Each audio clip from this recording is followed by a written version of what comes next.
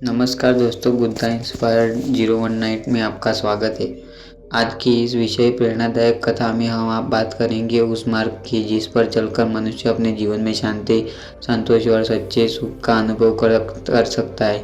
यह कथा केवल सुनने के लिए नहीं है, बल्कि जीवन में उतारने के लिए, क्योंकि आज की तेज रफ्तार दुनिया में सबसे ज़्यादा कमी चीज़ की है वह मन की शांति। धन है, साधन है, सुविधाएं, फिर मन भी अशांत है। बाहर सब कुछ होते हुए भी भीतर खालीपन। इसी खालीपन को भरने के लिए भगवान गौतम बुद्ध ने जो मार्ग दिखाया वही आज भी उतरना ही प्रासंगिक जितना हजारों साल पहले था। एक समय की बात है, भारत की पवित्र भूमि पर एक शांत और सुंदर आश्रम था। उस आश्रम के पास एक छोटे से गांव था जहां लोग अपने रोजमर्रा के जीवन गुजरते हुए थे। कोई अपने व्यापार की चिंता में डूबा था, कोई परिवार की, कोई भविष्य की, कोई अतीत के दुखों में फंसा हुआ था। बाहर से देखने पर सब कुछ सामान्य लगता था, लेकिन भीतर हर मन बेचैन था। लोगों के चेहरे पर मुस्कान थी, लेकिन वह मुस्कान बनावटी थी, असली नहीं थी। उसी गांव में एक युवक रहता था। उसका नाम आनंद था। उसके पास सब कुछ था, अच्छा घर, सम्मान, धन और परिवार। फिर भी उसका मन अशांत रहता था। उसे नींद नहीं आती थी, छोटी छोटी बातों पर गुस्सा आ जाता था और हर समय मन में कोई न कोई चिंता चली रहती थी। वह सोचता था सब कुछ हुए तो फिर यह बेचैनी क्यों। उसने कई वैद्य बदले, कई उपाय किए, लेकिन शांति नहीं मिली। एक दिन उसे पता चला कि पास के जंगल में एक महान तपस्वी रहते थे जो लोगों के जीवन का सच्चा मार्ग बनाते हैं। आनंद उनके पास गया, जाने का निश्चय करता है। सुबह वह जंगल की ओर निकल पड़ा। रास्ता लंबा था, लेकिन उसके मन में आशा की किरण थी। शायद आज से अपने सवालों का जवाब मिल जाए। जंगल के भीतर पहुंचते ही उसे एक शांत वातावरण अनुभव हुआ। चारों ओर हरियाली, पक्षियों की मधुर ध्वनि और बहती हुई शीत हवा। कुछ दूर चलने के बाद उसने एक कुटिया देखी जिसके बाहर एक तेजस्वी चेहरा लिए हुए साधु ध्यान में बैठे थे। उनका नाम मुखमंडल शांत था, जैसे वर्षों की तपस्या और ज्ञान से निहर उठा हो। आनंद ने पास जाकर विनम्रता से प्रणाम किया और बोला, गुरुदेव, मैं जीवन में सब कुछ होते हुए भी शांति और सुख में वंचित हूँ। कृपया मुझे बताइए कि मैं कैसे सच्चा सुख पा सकता हूँ। साधु ने धीरे धीरे आंखें खोली, आनंद की ओर देखा और मुस्कुराते हुए बोले, बस शांति बाहर नहीं, भीतर खोजनी पड़ती है और भीतर की शांति के लिए जीवन में सब कुछ आदतों का अपनाना आवश्यक है। अगर तुम सच में सुखमय जीवन जीना चाहते हो तो 5 आदतों को अपने जीवन में जोड़ लो। आनंद उत्सुकता हो गए और हाथ जोड़कर कहा, गुरुदेव, कृपया विस्तार से बताइए। साधु बोले, पहली आदत है जागरूकता, अर्थात अपने हर विचार, हर कर्म और हर शब्द से प्रति सजग रहना। उन्होंने समझाया कि अधिकांश लोग अपने जीवन को बिना सोचे समझे जीते हैं। वे क्रोध में बोलते हैं, लालच में निर्णय लेते हैं और भय में गलत कदम उठा बैठते हैं। लेकिन जो व्यक्ति जागरूक होकर जीता है वह हर स्थिति को समझकर शांत मन से प्रतिक्रिया देता है। साधु ने कहा, जब तुम खाना खाते हो तो सिर्फ खाते मत रहो। उस भोजन का स्वाद, उसकी सुगंध, उसकी बनावट, सब कुछ महसूस करो। जब चलते हो तो खुद अपने चलतों को महसूस करते हो। जब किसी से बात करते हो तो पूरे मन से सुनो। यही जागरूकता है। यह आदत तुम्हारे मन को वर्तमान में रखेगी और चिंता था पछताते हुए मुक्त करेगी। आनंद ने पहली बार महसूस किया कि वह अब तक कितना अनजाने में जी रहा था। उसका मन हमेशा यो अतीत में भटक रहता था या भविष्य की चिंता में डूबा रहता था। साधु आगे बोले, दूसरों की आदत संतोष, जो उसके मन में प्रसन्न रहना। उन्होंने कहा कि असंतोष ही दुख का मूल कारण है। मनुष्य जितना पता है उससे अधिक की चाह करता है। यह चाह कभी खत्म नहीं होती। आज तक वस्तु चाहिए, कल दूसरी, फिर तीसरी। यह सिलसिला चला रहता है और मन कभी तृप्त नहीं होता। यदि तुम अपने पास जो उसके लिए कृतज्ञ होना सीख जाओगे तो तुम्हारा मन अशांत हो जाएगा। हर सुबह उठकर चीज़ों को याद करो जो तुम्हारे पास है। स्वस्थ शरीर, सांस लेने की क्षमता, परिवार, भोजन, छत, ये सब किसी वरदान से कम नहीं है। आनंद की आंखें नम हो गई। उसे एहसास हुआ कि हमेशा अपनी कमियों पर ध्यान देता रहा, कभी अपनी उपलब्धियों पर, आशीर्वादों पर नहीं। साधु ने आगे कहा, तीसरी आदत है करुणा, स्वयं के प्रति और दूसरों के प्रति। उन्होंने बताया कि जो व्यक्ति दूसरों के दुख को समझता है, उनके प्रति दया और सहानुभूति रखता है, उसका हृदय विशाल हो जाता है। करुणा से मन का बोझ हल्का हो जाता है। क्रोध, द्वेष और ईर्ष्या स्वतः ही समाप्त होने लगते हैं। जब तुम किसी को पीड़ा में देखो तो उसका उपहास मत करो बल्कि उसकी सहायता करो, और जब स्वयं गलती करो तो खुद को कठोरता से दंडित मत करो बल्कि समझदारी से सुधार करो। आनंद को लगा जैसे उसके भीतर कोई भारी पत्थर पिघलने लगा हो। वर्षों से वह स्वयं और दूसरों से कठोर व्यवहार करता आया था। साधु बोले, चौथी आदत है सरलता, जीवन को जटिल बनाओ। उन्होंने कहा, मनुष्य अनावश्यक इच्छाओं, दिखावे और तुलना में उलझकर जीवन को कठिन बना लेता है। जितना सरल जीवन उतना मन शांत। कम में संतोष, सादगी और सौंदर्य, सच्चाई में शक्ति है। तब तुम दिखावे से मुक्त हो जाओगे, जो तुम्हें असली सुख का अनुभव होगा। आनंद ने सोचा कि वह कितना भी बार दूसरों को दिखाने के लिए खर्च करता था, कितनी बार अपने मन के विरुद्ध निर्णय लेता था। साधु ने गहरी सांस ली और बोले, पांचवी और सबसे महत्वपूर्ण आदत है ध्यान और ज्ञान, आत्मचिंतन। उन्होंने बताया कि रोज सुबह समय स्वयं के साथ बिताना आवश्यक है। मन को शांत करना, अपनी सांसों पर ध्यान केंद्रित करके अपना भीतर झांकना चाहिए। ध्यान तुम्हें अपने मन की गहराइयों से जोड़ता है। वह तुम्हें शांति, एहसास सागर मिलेगा जिसे कोई परिस्थिति विचलित नहीं कर सकती। आनंद मंत्रमुग्ध होकर सुनता रहा। उसने लगा रहा कि जैसे जीवन का खोया हुआ खजाना मिल जाए हो। साधु ने कहा, इन 5 आदतों को यदि तुम अपने जीवन में सच्चे मन से अपनाओगे तो शांति, सुख स्वयं तुम्हारे पास चलकर आएगी। याद रखना, परिवर्तन बाहर नहीं भीतर से शुरू होता है। आनंद ने कृतज्ञता से प्रणाम किया और लौट पड़ा, लेकिन अब उसका मन पहले जैसा नहीं था। उसमें एक नई स्पष्टता, एक नई ऊर्जा थी।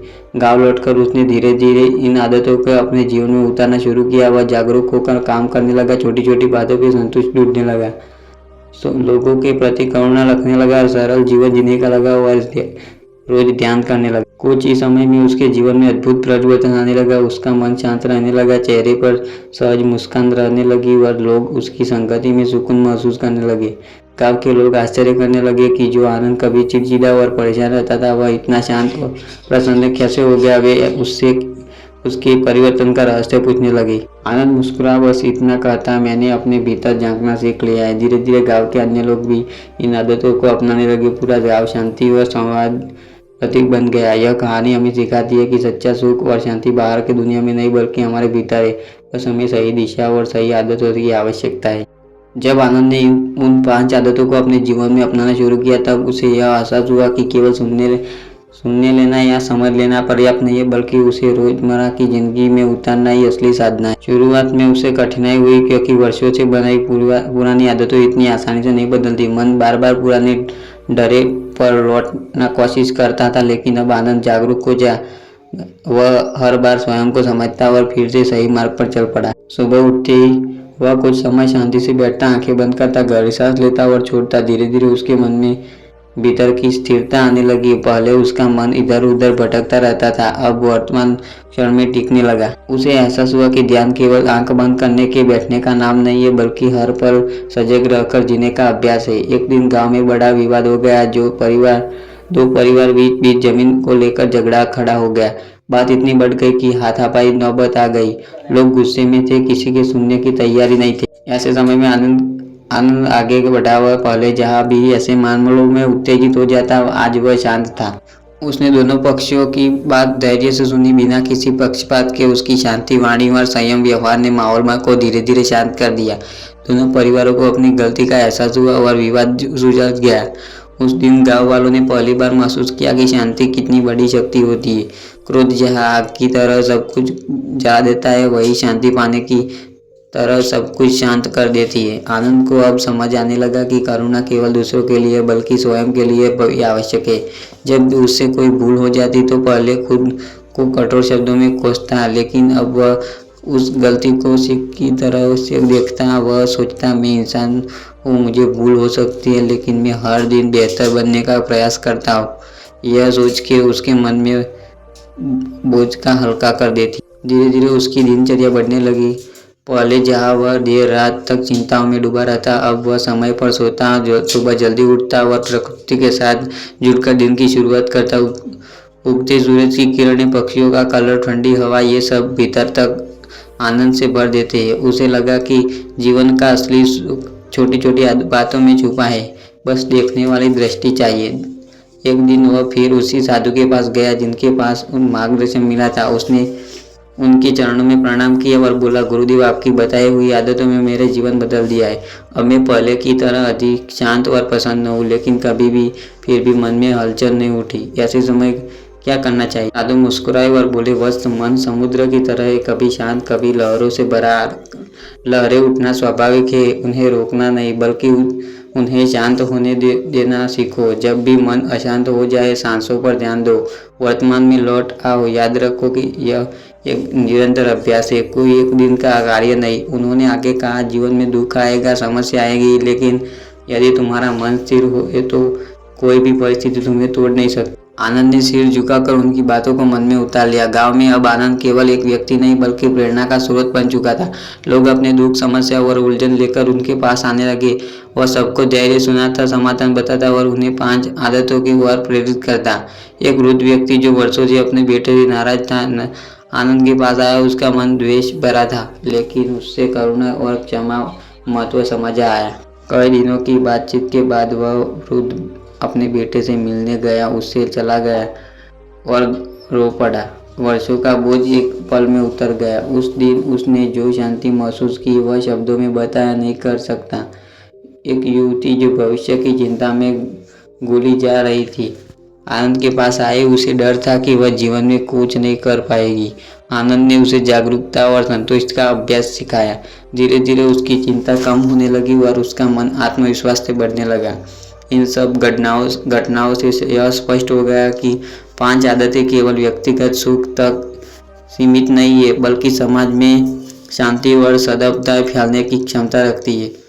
समय बीतता गया, आनंद का जीवन एक जीवंत उदाहरण बन गया कि कैसे साधारण व्यक्ति भी अपने चरण से असाधारण बन सकता है। उसके भीतर न कोई घमंड था, न अहंकार। वह स्वयं को केवल एक साधक मानता था जो हर दिन कुछ नया सीखने का प्रयास करता था।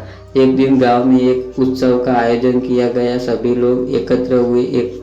उस दिन आनंद ने सबके सामने अनुभव साझा किए। उसने कहा, मैं कोई संत नहीं, न कोई विद्वान, मैं भी आप सभी की तरह साधारण इंसान हूँ, लेकिन मैंने यह समझ लिया कि जीवन में सच्चा सुख बाहर नहीं भीतर है।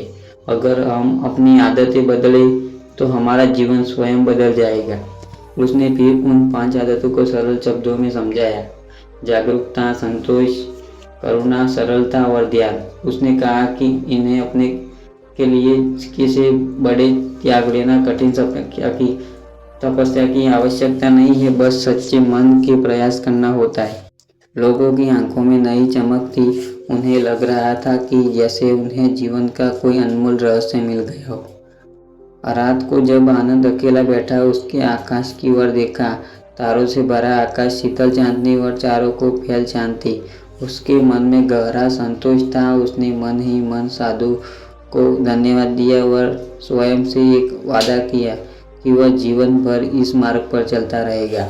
उस क्षण उसे यह एहसास हुआ कि सच्चा सुख किसी मंजिल पर पहुंचने में नहीं, बल्कि हर कदम को पूर्ण जागरूकता और प्रेम के साथ चलने में है। यही भगवान गौतम बुद्ध का मार्ग है, मध्यम मार्ग, संतुलन का मार्ग, करुणा और जागरूकता का मार्ग। इस मार्ग पर चलकर कोई भी व्यक्ति अपने जीवन को शांति, सुख और अर्थ से भर सकता है। यदि आप भी अपने जीवन में स्थायी शांति और सच्चा सुख चाहते हो तो इन 5 आदतों को आज से ही अपनाना शुरू करो।